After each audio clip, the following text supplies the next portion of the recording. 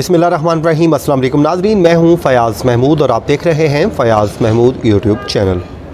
नाज़रीन, Islamabad high court से आपको खुश आमदीद। और 24 फरवरी 2022 को नूर मुक़द्दम कत्ल केस का एडिशनल सेशन जज अता रुबानी साहब ने फ़ैसला सुनाया था, जिसके बाद आज यानी कि 2 मार्च 2022 को पहली इसकी समाअत हो गई है। और वो समाअत हुई है इस्लामाबाद हाई कोर्ट में। इस्लामाबाद हाई कोर्ट के जस्टिस आमिर फ़ारूक साहब ने इस पे समाअत की है। और वो जो है दरख्वास्त दायर की गई थी, जो अपील दायर की गई थी, जो माली है जान मोहम्मद, उसकी जानिब से सज़ा के ख़िलाफ़ ये अपील दायर की गई थी। मजमूई तौर पे उसको जो सज़ा है 27 साल की हुई है, लेकिन क्योंकि वो एक साथ ही चलनी है तो वो 10 साल कैद की सज़ा बनती है। और साथ में जो जुर्माना आयद किया गया है, इसको चैलेंज किया गया था। और साथ ही साथ जो फ़ौरी तौर पे एक रिलीफ़ मांगा गया था, जिसमें कहा गया था कि अदालत फ़ौरी तौर पे रिलीफ़ देते हुए ज़मानत पे रिहा कर दे, और जब तक इस अपील पर फ़ैसला नहीं आता उनकी ज़मानत मंजूर की जाए और उनको जेल से बाहर निकालने का हुक्म जारी कर दिया जाए। आज इस पे केस की समाअत हुई है और उसकी जो अपडेट है वो आपके साथ इस वीडियो में मैं शेयर कर देता हूँ। सबसे पहले जस्टिस आमिर फ़ारूक साहब, ये वही जज साहब हैं जिन्होंने जिनके सामने पहले भी ये मामला आ चुका है। और इसमें जो डायरेक्शन पास की गई थी पहले 2 मंथ की, और उसके बाद फिर उसमें एक्सटेंड किया गया 6 वीक के लिए, और उसके बाद अगली जो एक्सटेंशन दी गई थी 1 मंथ की, के ट्रायल इसको कंक्लूड कर दिया जाए। ये वही जज साहब हैं, जस्टिस आमिर फ़ारूक साहब। और इस पर उन्होंने जो जाकिर जाफ़िर हैं और अस्मत जाकिर, इन दोनों की ज़मानतें मुस्तरद कर दी थी, और मुस्तरद करने के बाद इस पर डायरेक्शन पास कर दी थी। उसके अलावा जो थेरापी वर्क्स के जो 6 अक्यूज़ थे, उनकी ज़मानतें भी इसी बेंच में ज़ेर इल्तवा रहीं। लेकिन बाद में जब शौकत मुक़द्दम के वकला की जानिब से उसको विड्रॉ किया गया तो यूँ वो मामला भी ख़त्म हो गया था। तो अब जो अपीलें हैं वो भी इसी अदालत में लग गई हैं, फ़िक्स होना शुरू हो गई हैं। तो आज जो पहली अपील है वो माली जान मोहम्मद है, उसकी अपील सामने आई है, जिस पे जो कंटेंट है वो हम आपको पहले ही बता चुके हैं कि इस पे मजमूई तौर पे उन्होंने रिलीफ़ क्या मांगा है। आज जब समाअत का आगाज़ हुआ तो ये जो अर्जेंट केसेस होते हैं उसमें सबसे पहला केस ही मोहम्मद जान के नाम से फ़िक्स था, और जस्टिस आमिर फ़ारूक साहब ने इस पे समाअत की। जस्टिस आमिर फ़ारूक साहब ने सबसे पहले सवाल ये पूछा, जो उनके वकील हैं कामरान मुर्तज़ा साहब ख़ुद नहीं आए बल्कि उनके मुआवन वकील अदालत में पेश हुए, क्योंकि आज पहली हेयरिंग थी, इस पर कोई ख़ास आर्गूमेंट्स नहीं होने थे। तो इसलिए आज उनके मुआवन वकील पेश हुए, और उन्होंने सबसे पहला अदालत ने इस्तफ़सार ये किया कि क्या ये सज़ा के ख़िलाफ़ अपील आई है। तो जिस पे बताया गया कि जी सज़ा के ख़िलाफ़ अपील है। तो अदालत ने पूछा कि मजमूई तौर पर कितनी सज़ा हुई है। तो वकील की जानिब से बताया गया कि अगर मजमूई तौर पे देखा जाए तो जो मुख्तलिफ दफ़ात के तहत सज़ा सुनाई गई है वो 27 ईयर्स की कैद बनती है, लेकिन वो क्योंकि वो एक साथ ही चलेंगी तो 10 साल बेख़त्म हो जाएंगी।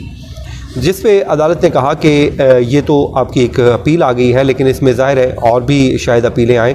आमतौर पे जो मर्डर केस होता है उसमें जो है रेफरेंस हर सूरत आता ही आता है।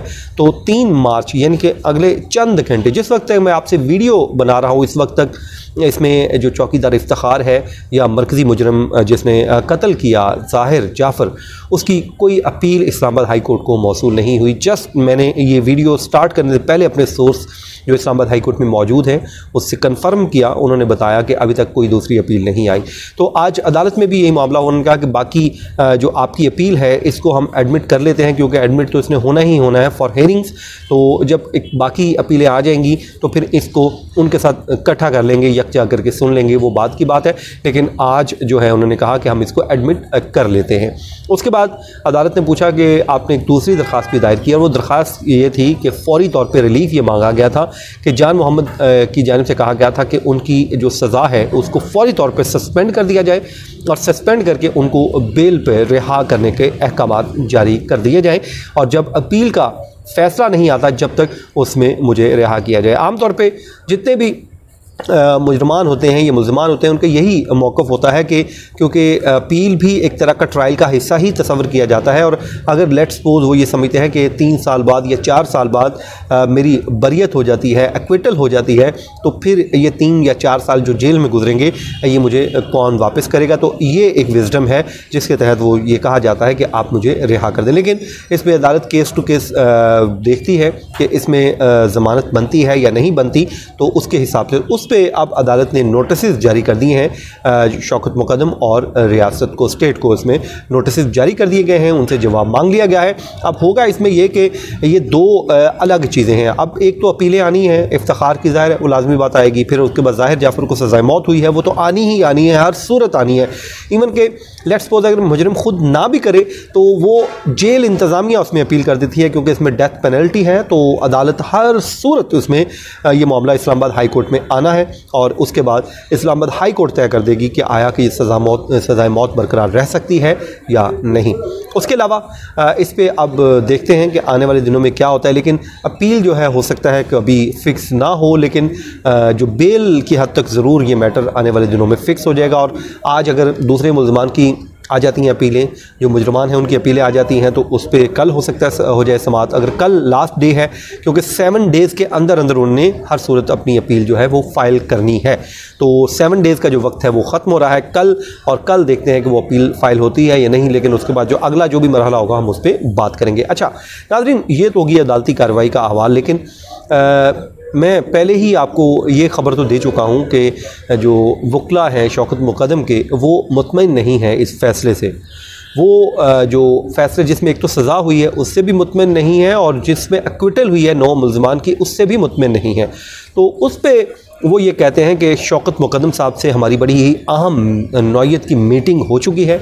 इस मीटिंग में बड़े बड़े अहम फ़ैसले ले लिए गए हैं, और इसमें फ़ैसला ये कर दिया गया है कि इसमें जो ज़ाहिर जाफ़र है उसकी सज़ा इन्हांसमेंट के लिए रजू किया जाएगा, और उसके बाद इन 2 जो मुजरमान हैं इफ्तिखार और जान मोहम्मद, इनकी सज़ाओं में भी इजाफे के लिए अदालत से रजू किया जाएगा।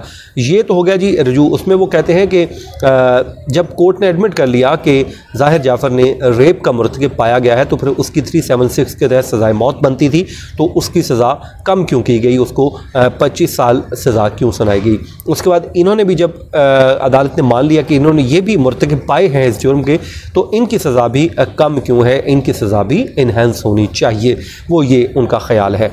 उसके बाद वो ये कहते हैं कि दीगर जो 9 मुल्ज़मान हैं जिनको एक्यूज़ जो थे पहले, अब तो खैर ज़ाहिर है उनका स्टेटस चेंज हो गया, वो इनोसेंट हैं, उन 9 की हद तक भी वो कहते हैं कि हम एक्विटल फ़ाइल करेंगे।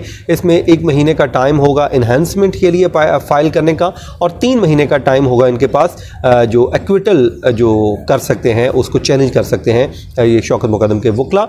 अब इस हवाले से वो तैयारी कर रहे हैं, और आने वाले दिन इस केस को लेकर बड़े इंपॉर्टेंट हैं। इसमें कई चीज़ें, काफ़ी सारी चीज़ें सामने आएंगी, और जो जो इंशाल्लाह अपडेट्स आएंगी हम आपके साथ शेयर करते जाएंगे। जो भी अपडेट्स हैं वो आज हम आपके साथ शेयर करते हैं। पहले हम आपको F8 कचहरी से अपडेट करते थे, अब आपको हम इस्लामाबाद हाई कोर्ट से मुसलसल इस केस पे अपडेट कर रहे हैं, ताकि जो इन्फॉर्मेशन है वो आप तक पहुंचती रहे। नाज़रीन, ये था आज का हमारा वीलॉग। अपनी दुआओं में याद रखिए, जहाँ रहें खुश रहें, अल्लाह ताला आपका हामी नासिर हो। मुझे दीजिए इजाज़त, अल्लाह ने के बाद।